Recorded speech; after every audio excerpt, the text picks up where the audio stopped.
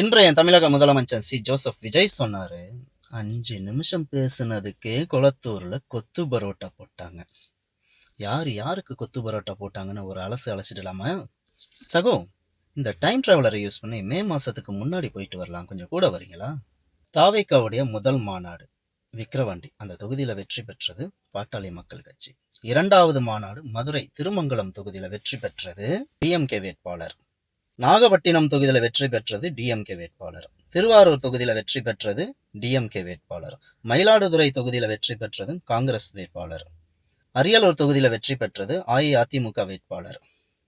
விழுப்புரம் தொகுதியில் வெற்றி பெற்றது டிஎம்கே வேட்பாளர். கரூர் தொகுதியில் வெற்றி பெற்றது அஇஅதிமுக வேட்பாளர்.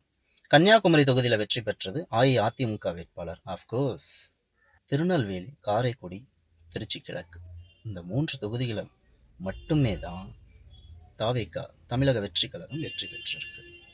இதிலிருந்து நாம புரிஞ்சிக்க வேண்டியது என்னவென்றால், தாவேகா வேட்பாளர் தமிழக வெற்றி கழகத்தின் வேட்பாளர்கள் ஜெயிக்கணும் என்ன, இன்றைய தமிழக முதலமைச்சர் ஜோசப் விஜய் ஒன்று பிரச்சாரமே பண்ணாம இருக்கணும், இல்லாட்டி 5 நிமிஷத்துக்கு மேல பேசாம இருக்கணும்.